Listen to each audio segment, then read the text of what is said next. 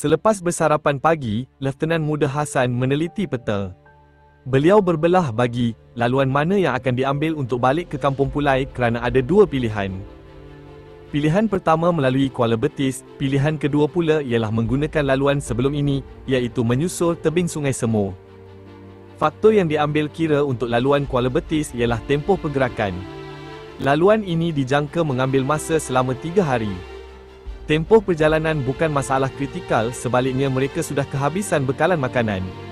Manakala pilihan kedua hanya mengambil lebih kurang 4 jam untuk meredah 8 batu perjalanan. Setelah berbincang dengan anggota pelotun, Lieutenant Muda Hassan membuat keputusan untuk menggunakan laluan sebelum ini, iaitu menyusul Sungai Semur. Keputusan beliau ini setelah mengambil kira mereka kehabisan bekalan dan selamat dilalui yang sama selari dengan rumusan Sarjan Wan Yaakob sebelum ini. Seperti yang dinyatakan sebelum ini, seboleh-bolehnya Lieutenant Muda Hassan mahu kesemua mereka, iaitu SC dan para penuai, balik ke Kampung Pulai bersama dengan pelatunnya pagi itu. Namun, pada lebih kurang pukul 9 pagi para penuai daun-daun nipah dan payung masih belum selesai tugasan mereka di pagi itu. Tugasan para penuai dibahagi kepada beberapa kumpulan. Ada yang menuai dan mengikat daun-daun tersebut. Ada yang ditugaskan untuk membawa daun-daun yang sudah diikat ke sungai untuk dimuatkan dalam rakit. Rakit-rakit tersebut akan menyusul Sungai Semur ke Kampung Pulai.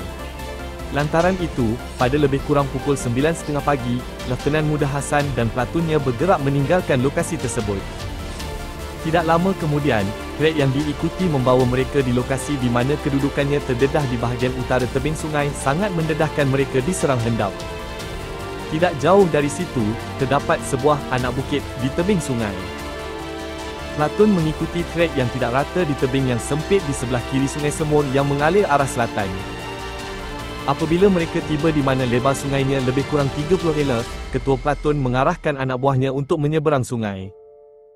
Tetapi sebelum itu, beliau mengarahkan pelatunnya untuk berhenti kerana beliau hendak buang air besar. Setelah selesai, mereka pun meranduk sungai untuk ke tebing sebelah kiri. Untuk pergerakan itu, Lieutenant Muda Hassan mengarah Perbet Muhammad Yassin sebagai skot pertama menggantikan Perbet Omar yang kini diarah mengambil tempat di belakang sekali. Lieutenant Muda Hassan pula di kedudukan ketiga. Di hadapan Perbet Omar ialah Perbet Wahab sementara di hadapannya ialah Perbet Saleh.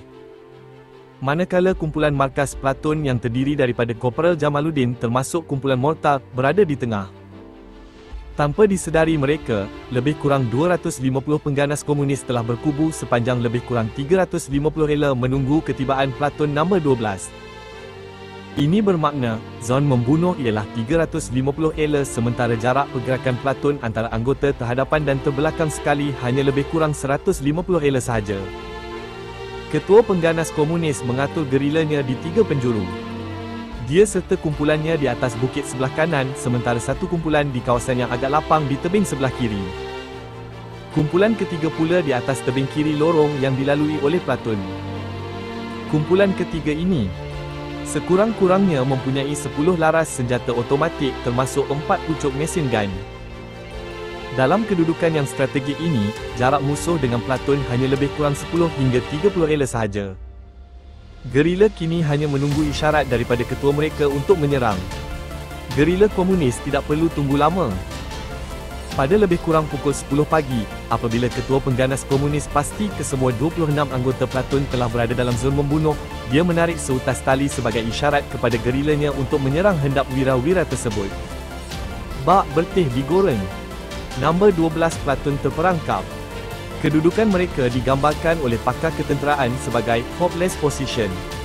Dalam keadaan begitu getir, anggota pelatun bertempiaran mencari perlindungan. Namun, bukan semua sempat menyelamatkan diri. Laungan Allah, Allah, Allah mengatasi tembakan bertubi-tubi yang memekakkan telinga. Tidak diketahui siapa yang pertama gugur. Tembakan bertali arus itu telah mengorbankan 10 wiranegara termasuk Lieutenant Muda Hassan, ketua pelatun. Beliau tidak sempat menembak pistolnya untuk membalas tembakan musuh. Beliau tersungkur apabila sebutir peluru menembusi kepalanya. Beberapa anggota lagi tercedera. Keadaan topografi pula menyukarkan wira-wira mencari perlindungan. Dalam keadaan yang begitu getir, mereka yang selamat masing-masing mencari perlindungan di mana-mana tempat termasuk di sebalik timbunan daun mati di pangkal buluh. Korporal Jamaluddin, Lance Korporal Muhammad dan Perbet Rashid berlindung dalam anak sungai yang cetek dilindungi oleh rumpun buluh. Dari situ, mereka membalas tembakan terhadap musuh. Di mana sekalipun para wira 3RAM cuba berlindung, mereka tetap terdedah kepada muncung laras senjata musuh. Mereka yang menjadikan pokok untuk berlindung, terdedah kepada musuh di kiri kanan tebing sungai dan juga di lereng bukit. Menyusup ke tebing sungai bak masuk mulut buaya kerana musuh menunggu di seberang sungai. Oleh kerana kedudukan sangat dekat membolehkan mereka melihat pergerakan musuh dengan jelas. Dari pemerhatian mereka, hanya seorang yang berpakaian seragam lengkap dengan topi berbucu 3 serta bintang 3 warna merah. Mereka yakin dia adalah ketua pengganas komunis, iaitu ketua tertinggi komunis Malaya Utara. Tidak seperti ketua mereka, kebanyakan gerila komunis hanya memakai pakaian peka bersayur, penoreh getah, singlet dan seluar pendek sahaja. Bersandar kepada pakaian gerila komunis, memang sah mereka adalah rekrut baharu. Serang hendap ini merupakan fasa terakhir sukatan pelajaran.